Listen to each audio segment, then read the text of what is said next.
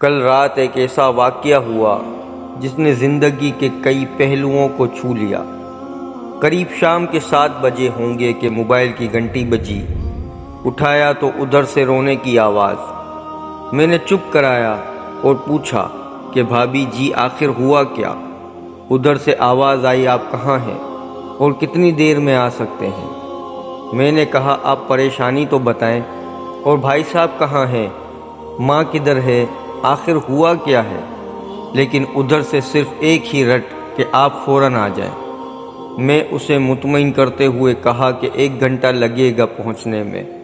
جیسے تیسے گھبراہٹ میں پہنچا، دیکھا کہ بھائی صاحب جو ہمارے جج دوست ہیں سامنے بیٹھے ہوئے ہیں۔ بھابھی جی نے رونا چیخنا مچایا ہوا ہے۔ 12 سال کا بیٹا بھی پریشان اور 9 سال کی بیٹی بھی کچھ کہہ نہیں پا رہی۔ میں نے بھائی صاحب سے پوچھا کہ آخر بات کیا ہے؟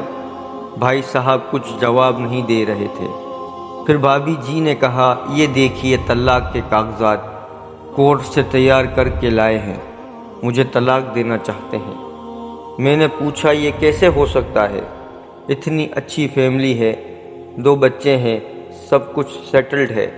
پہلی نظر میں مجھے لگا کہ یہ مذاق ہے، لیکن میں نے بچوں سے پوچھا دادی کہاں ہے؟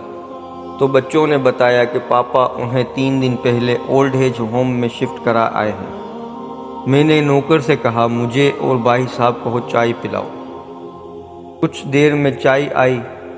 بھائی صاحب کو میں نے بہت کوشش کی چائے پلانے کی، مگر انہوں نے نہیں پی، اور کچھ ہی دیر میں وہ معصوم بچے کی طرح پھوٹ پھوٹ کر رونے لگے اور بولے میں نے 3 دنوں سے کچھ نہیں کھایا۔ میں اپنی 61 سال کی ماں کو کچھ لوگوں کے حوالے کر آیا ہوں۔ پچھلے سال سے میرے گھر میں ماں کے لیے اتنی مصیبتیں ہو گئی کہ بیوی نے قسم کھا لی کہ میں ماں جی کا دھیان نہیں رکھ سکتی۔ نہ تو یہ ان سے بات کرتی تھی اور نہ میرے بچے ان سے بات کرتے تھے۔ روز کورٹ سے آنے کے بعد ماں بہت روتی تھی۔ نوکر تک بھی ان سے خراب طرح پیش آتے تھے اور اپنی من مانی کرتے تھے۔ ماں نے 1 دن پہلے بول دیا، تو مجھے اولڈ ایج ہوم چھوڑ آ۔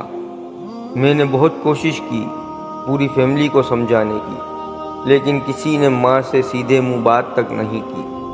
جب میں 2 سال کا تھا تب ابو انتقال کر گئے تھے۔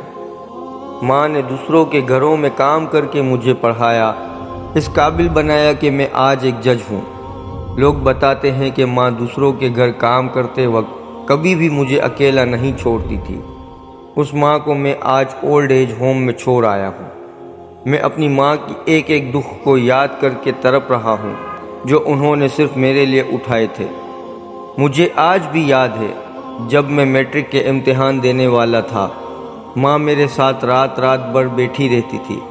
ایک بار جب میں اسکول سے گھر آیا تو ماں کو بہت زیادہ اور زبردست بخار میں مبتلا پایا۔ پورا جسم گرم ہو کر تپ رہا تھا۔ میں نے ماں سے کہا تجھے تیز بخار ہے؟ تب ماں ہنستے ہوئے بولی ابھی کھانا بنا کر آئی ہوں اس لیے گرم ہے۔ لوگوں سے ادھار مانگ کر مجھے یونیورسٹی سے LLB تک پڑھایا۔ مجھے ٹیوشن تک نہیں پڑھانے دیتی تھی کہ کہیں میرا وقت برباد نہ ہو جائے۔ کہتے کہتے رونے لگے اور کہنے لگے جب ایسی ماں کے ہم نہیں ہو سکتے تو اپنے بیوی بچوں کے کیا ہوں گے؟ ہم جن کے جسم کے ٹکڑے ہیں، آج ہم ان کو ایسے لوگوں کے حوالے کر آئے ہیں جو ان کی عادت، ان کی بیماری، ان کے بارے میں کچھ نہیں جانتے۔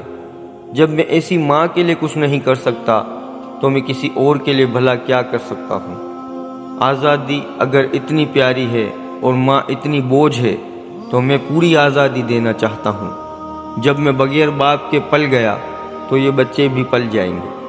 اسی لیے میں طلاق دینا چاہتا ہوں۔ ساری پراپرٹی میں نے ان لوگوں کے حوالے کر کے اس اولڈ ایج ہوم میں رہوں گا۔ وہاں کم سے کم ماں کے ساتھ تو رہ سکتا ہوں، اور اگر اتنا سب کچھ کرنے کے باوجود ماں اولڈ ایج ہوم میں رہنے کو مجبور ہے تو ایک دن مجھے بھی آخر جانا ہی پڑے گا۔ ماں کے ساتھ رہتے رہتے عادت بھی ہو جائے گی۔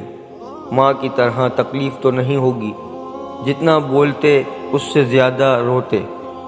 اسی درمیان رات کے 12 بج گئے۔ میں نے بھابھی جی کے چہرے کو دیکھا، ان کے چہرے پر پچھتاوے کے جذبات تھے۔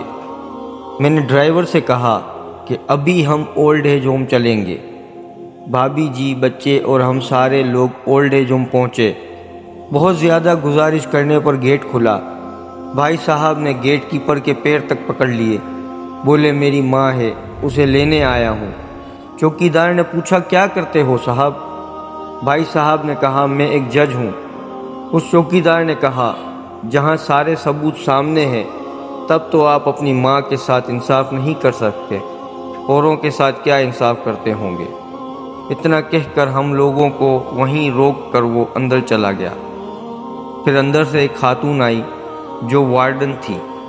اس نے بڑے زہریلے لفظ میں کہا 2 بجے رات کو آپ لوگ لے جا کر کہیں اسے مار دیں تو میں اللہ کو کیا منہ دکھاؤں گی؟ میں نے وارڈن سے کہا بہن آپ یقین کیجئے یہ لوگ بہت پچھتاوے میں جی رہے ہیں۔ آخر میں کسی طرح وہ ہمیں ان کے کمرے تک لے گئی۔ کمرے کا جو نظارہ تھا اسے لفظوں میں بیان کرنا مشکل ہے۔ صرف ایک فوٹو جس میں پوری فیملی ہے، وہ بھی ماں کے بغل میں جیسے بچے کو سلا رکھا ہے۔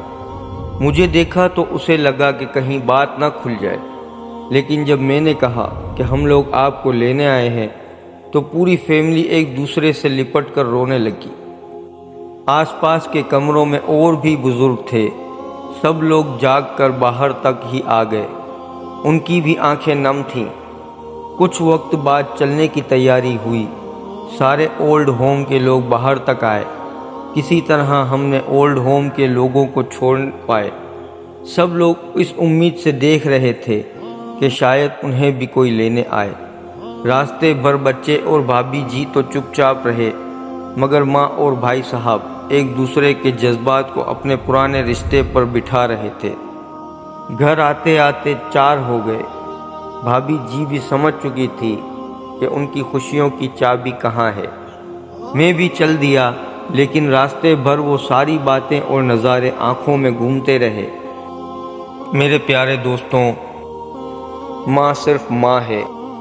ماں ہماری طاقت ہے، اسے کمزور نہیں ہونے دیں۔